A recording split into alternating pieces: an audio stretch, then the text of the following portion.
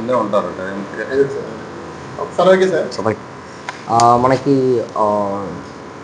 మన Guntur district police తర్వాత eagle కలిపి జాయింట్ ఆపరేషన్గా మనకి గంజా ట్రాన్స్పోర్టేషన్ అవుతుంది అనే ఇన్ఫర్మేషన్ మేరకు మన కాజా టోల్ ప్లాజాలో మన డికాయ్ ఆపరేషన్ చేయడం జరిగింది.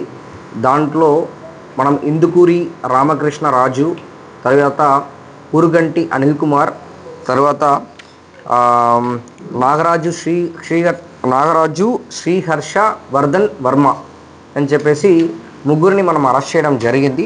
2 కార్ కూడా సీజ్ చేయడం జరిగింది. దీంట్లో ఎవరు అక్యూజ్డ్ 1 ఉన్నారో వాళ్ళు వెస్ట్ గోదావరి, రిమైనింగ్ అందరు ఇతరు కూడా విశాఖపట్నం. దీంట్లో అక్యూజ్డ్ 1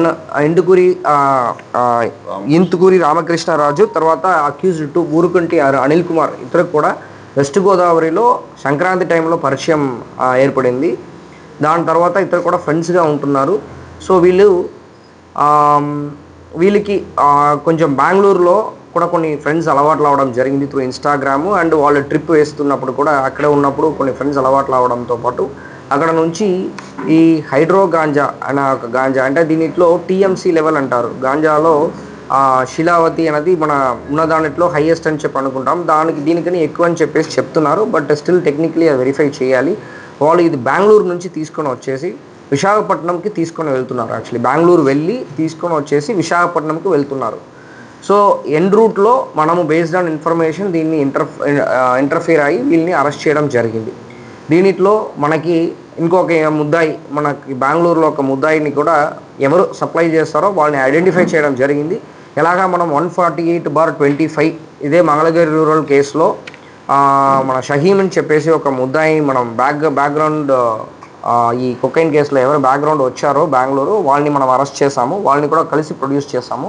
అదేవిధంగా దీనిలో కూడా ఎవరు పేరు ఉందో, సో సీక్రెసీ కోసం డిస్క్లోజ్ చేయట్లేదు, వాళ్ళని కూడా మనం ఖచ్చితంగా పికప్ చేస్తాము. పికప్ చేసిన తర్వాత వీళ్ళకి ఎలాగా వచ్చిందన్నది మనం కొన్ని ఐడెంటిఫై చేయాలి, ఇంట్రాగేట్ చేయాలి. అంటే ఓవరాల్ మనకి మన ఓవరాల్ ఆంధ్రప్రదేశ్ రాష్ట్రంలో మన ఆంధ్రాలో కానీ లేకపోతే మన ఆంధ్ర ఒరిస్సా బార్డర్లో కానీ గంజా అనేది చాలా తగ్గింది యాక్చువల్లీ. సో అంటే నేను ఆల్రెడీ వర్క్ చేశాను కాబట్టి కాన్ఫిడెంట్గా చెప్పగలుగుతాను. దాంట్లో ఒక భాగంగా ఉన్న ప్రెషర్ వల్ల కూడా ఈ హైడ్రా గంజా అనేది ఒక స్టార్ట్ అయిందచ్చామని చెప్పేసి ఒక డౌట్ అనేది ఉంది. అది ఫర్దర్ ఇన్వెస్టిగేషన్లో మనకి బయటకు వస్తాయని చెప్పేసి చెప్తున్నాను. సో చెప్పండి సార్. దీని వాల్యూ 7,50,000 యాక్చువల్లీ. 500 grams మనము సీజ్ చేస్తాము.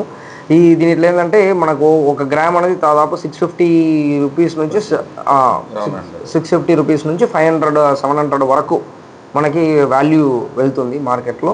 సో దాని పరంగా క్యాల్కులేట్ చేసినప్పుడు మనకి ఆల్మోస్ట్ 7,50,000 వర్త్ గంజాని సీజ్ చేయడం జరిగింది. జస్ట్ ఇది స్టార్టింగే యాక్చువల్లీ. అంటే హైడ్రా గంజా అనేది కూడా ఇది ఫస్ట్ టైం నాకు తెలిసిన వరకు. దీని ముందు నాకు తెలిసి ఎక్కడ ఉన్నట్టు నాకు ఐడియా లేదు. సో ఈ కాన్సెప్ట్ మనకు కూడా ఇది ఫస్ట్ టైం యాక్చువల్లీ. సో కాబట్టి ఇది ఫర్దర్గా ఎక్కడి నుంచి వచ్చింది ఏంటి అనేది బ్యాక్గ్రౌండ్లో ఎవరు ఉన్నారో వాళ్ళని కొన్ని పికప్ చేసామంటేనే తెలుస్తాయి. మెయిన్గా ఇప్పుడు ఈ ఎంఎండిఏ కానీ కొకైన్ కానీ లేకపోతే ఇది హైడ్రా గంజా ఫస్ట్ టైం కానీ బెంగళూరే మనకు ఆరిజిన్ అవుతుంది యాక్చువల్లీ. సో దీనిపైన ఒక రిపోర్ట్ కూడా రెడీ చేస్తున్నాము. రిపోర్ట్ ద్వారా మనం మన హైయర్ ఆఫీసర్స్ ద్వారా even concerned Bengaluru higher officers కూడా ఇప్పుడు వరకు ఇక్కడ అరెస్ట్ అయిన వాళ్ళు బ్యాక్వర్డ్ లింక్ వచ్చి మేము మన ఎవరెవరిని అరెస్ట్ చేస్తామో వాళ్ళందరినీ కూడా నేమ్ లిస్ట్ ప్రిపేర్ చేస్తూ హైయర్ ఆఫీసర్స్ పంపించడం వల్ల ఒక ఓవరాల్ అక్కడ మన బెంగళూరులో కూడా కర్ణాటక పోలీస్కి మనం ఒక క్లియర్ కట్ ఒక ఐడియా ఇవ్వగలుగుతామంటే, సో దట్ ఒక జాయింట్ ఆపరేషన్ లాగా ఎవరెవరు అక్కడ నుంచి లింక్లో చేస్తున్నారో వాళ్ళని కూడా న్యూట్రలైజ్ చేయడానికి ఇది ఒక ఛాన్స్గా ఉంటాయన్నది మనకు అర్థమైంది. ఎస్పెషల్లీ లాస్ట్ కొకైన్ కేసు ఒకటి, ఈ కేసు ఒకటి, ఈవెన్ ఫ్యూ కేసెస్ గుంటూరులో జరిగి మనం రీసెంట్గా అరెస్ట్ చేసిన ఎంఎండిఏ కేసెస్లో కూడా ప్రతి ఒక్కటి కూడా బ్యాక్వర్డ్ లింక్ బెంగళూరు యాక్చువల్లీ. బాగానే గట్టిగానే చేస్తున్నాము. దాంట్లో అవేర్నెస్ ప్రోగ్రాంలో మనకు డౌట్ ఏం లేదు. కానీ అవేర్నెస్ ప్రోగ్రామ్కి పైన లా అండ్ ఆర్డర్ కూడా ఎఫెక్టివ్గా చేస్తామంటేనే తగ్గుతాయి. అవేర్నెస్ ప్రోగ్రామ్ వల్ల నా personal opinion to an extent effect ఉంటాయి. కానీ మంచిగా ఎఫెక్ట్ పడాలంటే అవేర్నెస్తో పాటు ఈ ఎన్ఫోర్స్మెంట్ కూడా చేసామంటేనే ఒక అండర్స్టాండింగ్కి. అంటే రీసెంట్గా మనం జరిగిన కేసు అన్ని నేను వచ్చిన 9 monthsలో చూసినప్పుడు బెంగళూరు అనేది మెయిన్ డిస్పర్సింగ్ పాయింట్గా ఉందన్నది నాకు ఒక అండర్స్టాండింగ్ ఇది ఫర్దర్గా ఒక లాజికల్ కన్క్లూషన్ తీసుకున్నట్టు దీన్ని వర్కౌట్ చేస్తాం. సార్ ఇప్పటి వరకు ఈ కేసులో ఉన్న ముద్దాయిలు గత కేసులో ఎక్కడన్నా కేసులో ముద్దాయిలుగా ఉన్నారు అంటే ఓన్లీ అంటే A3 ఏమైనా దగ్గర కూడా యాక్సిడెంట్ కేసెసే ఉంది ఆంధ్రాలో, వాళ్ళది వేరేం కేసు లేదు. A2కి మాత్రం ఒక 2 NDPS కేసెస్ ఉంది, మన దాంట్లో కాదు, వేరే డిస్ట్రిక్ట్లో ఉంది. NDPS సంబంధించి అంటే ఇదివరకు రౌడీ షీటర్లో ఒక ఫోటోలు పెట్టారు, మనకి ఈగిల్ వాళ్ళ డెసిషన్ వాళ్ళు తీసుకున్నారంటే మీరు వాళ్ళు సమన్వయంతో ఏమన్నా ప్రాసెస్ లేదు, ఇప్పటికీ ఏమి లేదు. కమింగ్ డేస్లో మేము డిసైడ్ ఉందంటే ఖచ్చితంగా ఇన్ఫామ్ చేస్తాం. అంటే మన మన మన డిస్ట్రిక్ట్ వరకు నేను చెప్పగలుగుతాను, డిస్ట్రిక్ట్ వరకు టోటలీ 78 రిపీటెడ్ గంజా అఫెండర్స్ అంటే 2 and more కేసెస్ ఉన్న వాళ్ళు 78 మందిని మేము ఐడెంటిఫై చేస్తాం. 78 మందితో పాటు వాళ్ళతో పాటు అసోసియేట్స్ అనమాట. ఒక కేసులో ఇప్పుడు నా పేరు ఉన్నాయంటే ఇంకొక 2-3 వాళ్ళు అసోసియేట్స్గా ఉంటారు, పెడ్లర్స్గా ఉంటారు, కన్స్యూమర్స్గా ఉంటారు, లేకపోతే వీళ్ళకి సపోర్ట్ చేస్తుంటారు, వీళ్ళతో పాటు కలిసి ఉంటారు. అలాంటి దాదాపు 441 మందిని మనం ఐడెంటిఫై చేయడం జరిగింది. అంటే ఇప్పుడు గుంటూరు డిస్ట్రిక్ట్లో ఇప్పుడు రీసెంట్గా జరిగిన రిజిస్టర్ చేసిన NDPS కేసెస్ అన్నింటిలో కలిపి 78 కొన్ని మెయిన్ పర్సన్స్, 441 వాళ్ళకి సపోర్ట్ అసోసియేట్స్ అని చెప్తారు.